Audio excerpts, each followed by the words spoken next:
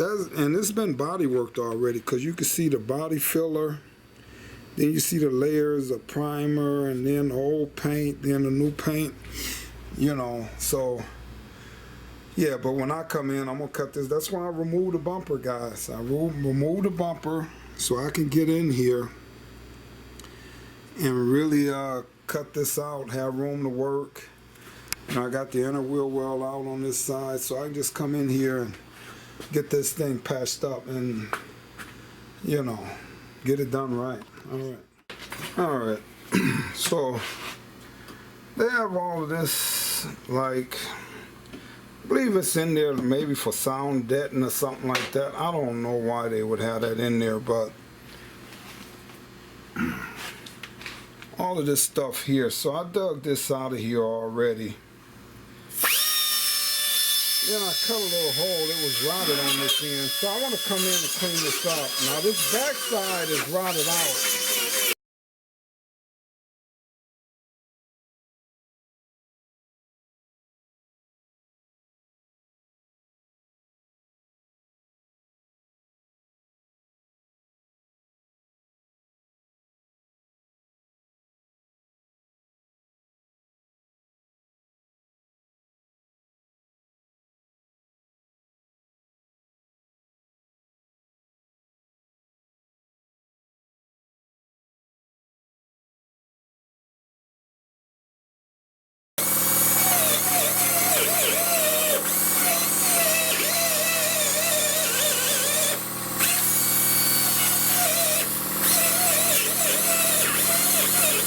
Alright guys, so I just want to get in here and show you how I do this. Now, there was a rust hole in here. It was a rust hole on the inside.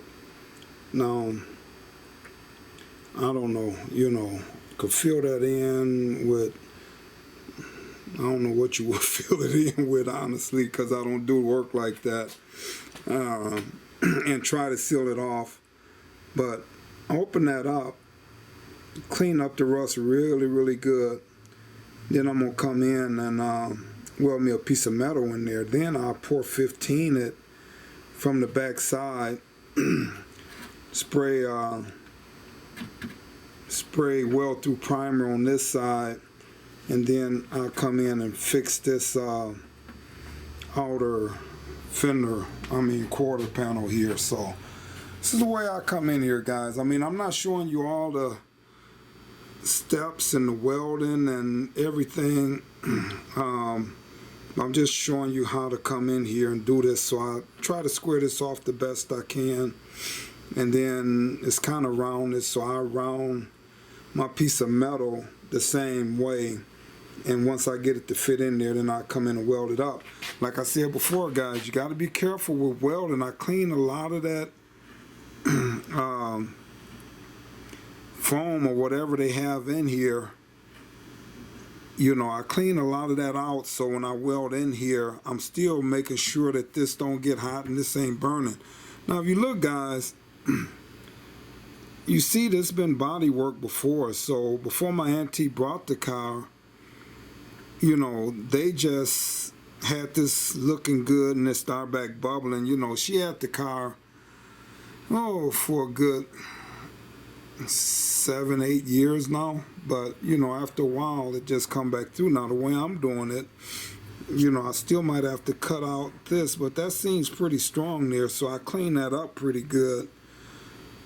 And once I treat that with metal treatment, weld this in. If this burn through, then I know I'm gonna have to just cut out a little patch right in here, which is what I do, guys. You know, I get this piece in, and if I have to cut this out, I will. I know once I'm welding in that area, guys. So, all right, guys. So see here, I welded that.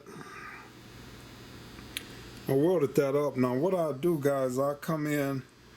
I'm gonna put a little seam sealer on the inside and on the back side. And I know a lot of people say, oh, why? You know, it seals it up, guys. If it's any pinholes in there, and the seam sealer that I'm using, you can paint over it. You know, you just scuff it up real lightly, and then you can paint over it. So I just like sealing it off, guys. That rust never come back again.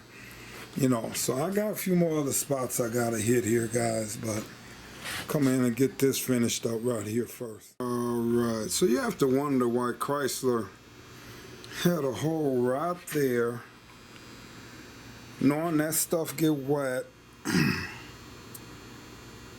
knowing it was gonna allow water all in this wheel well. From the factory, guys, that's a punched out hole. You just gotta wonder why they have that there, knowing that that's stuff they have on the inside there will not hold up. But all right, I'm gonna weld that hole up, guys, and I'm gonna get rid of that. All right, guys, so all things body work. It's gonna be on all things Buick, like I say, but I'm putting it on the body work and repair section. So I don't feel like starting up another channel just for body work. It's too hard navigating all those channels. So when I'm coming in here now, I'm doing the Antes Chrysler. So as you see, this was routed out as I showed you once before. So now I got these magnets holding this in place, and I'm gonna come in and start tack welding this up.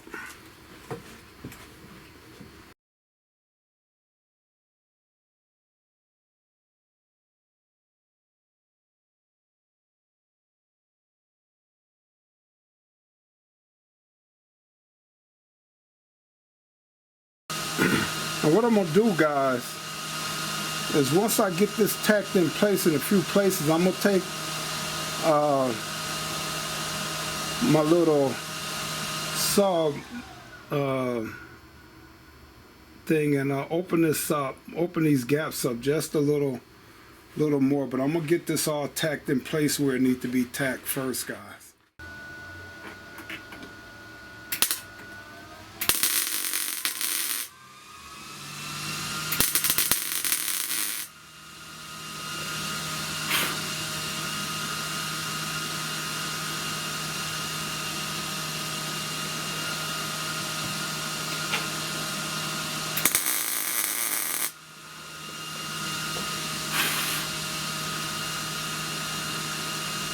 Alright, now I'm gonna come in and open this all up here, guys.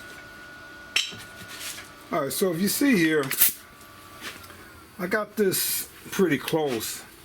So now I just want to come in .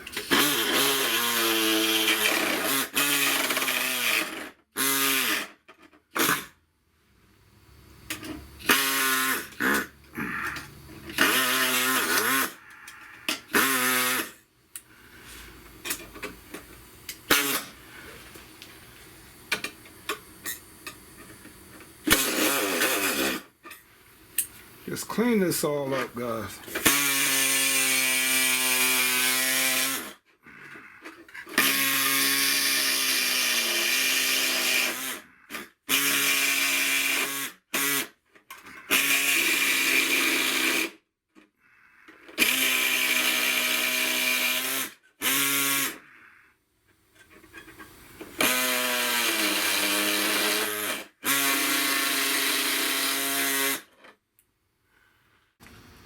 Alright, guys, hey, so that's that piece all welded in there, guys. Like I say, I don't have like a shield when I'm welding to show myself welding and stuff. I don't want to hurt your eyes, guys, but I'm just going through like the steps that it take.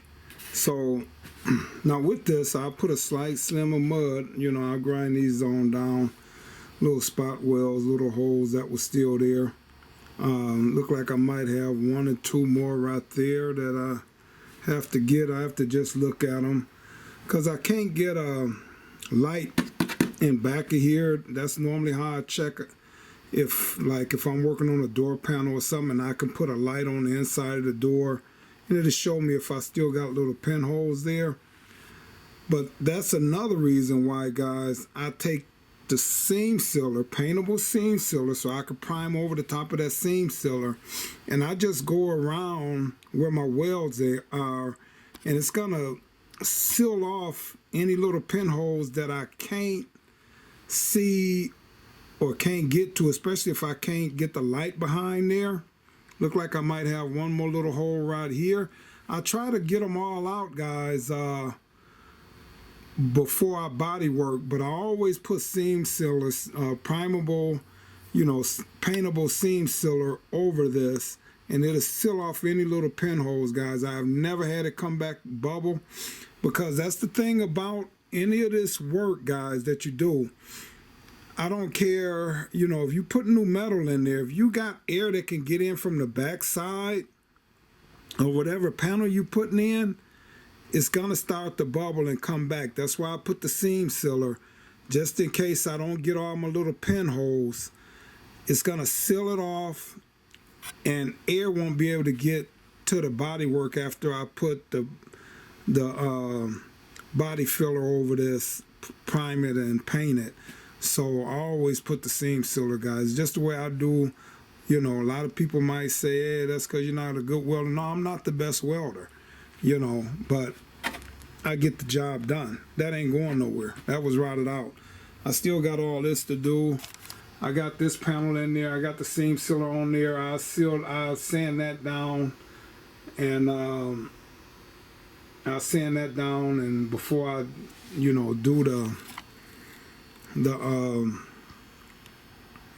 paint. Now see up here, guys, I actually had to use structural the structural panel glue on that, because it's got all this stuff in here that could catch a fire. Around here, I would have rather welded up here too, guys, but around here I was able to dig all of this out. You know, I got all that stuff was all in here, so I dug all of that out. You see it all on the floor here.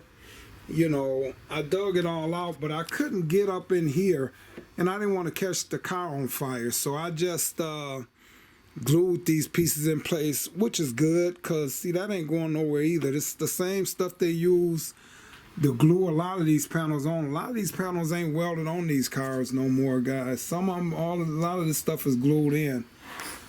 So I'm also waiting for my outer rocker panels to come in, and then I start working on this area here.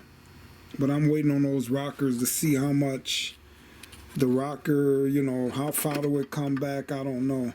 And then I fabricate everything that don't come with that lower rocker panel. So I'm not gonna really show you, you know, me welding these pieces, because I notice most people that show themselves welding, they have a darkened lens. So, you know, looking at that bright light, those sparks, you know, won't mess with your eyes. So I try not to show myself torching or welding. You know, I kind of show the start and the end. But all right, so as you see, I got tack here, got some tacks here, got a tack here. Now what I like to do a lot of time, guys, is over, you know, I got this, you know, welded with a gap, but this bottom part, instead of taking my time grinding this all down and getting it to fit, what I like to do, guys, is tack it in there, hammer this, make sure this is flush. Then I come in and cut this bottom piece out, guys. So that's what I'm doing here.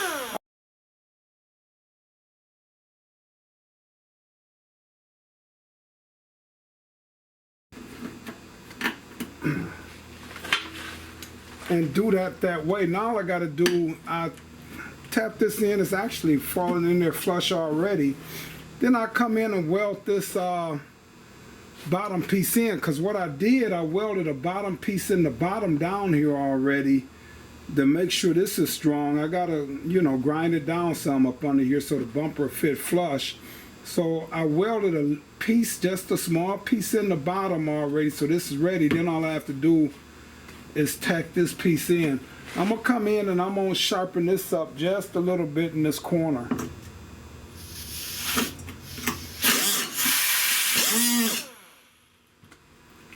All right. Cut this just a little bit. All right, now that'll fit. That's gonna fit flush in there, guys. Then I come in and I'm gonna weld all this I'm gonna weld all of this in, guys. So I take my little hammer and I'm gonna hammer this down, make sure it's flush, then come in and weld her up.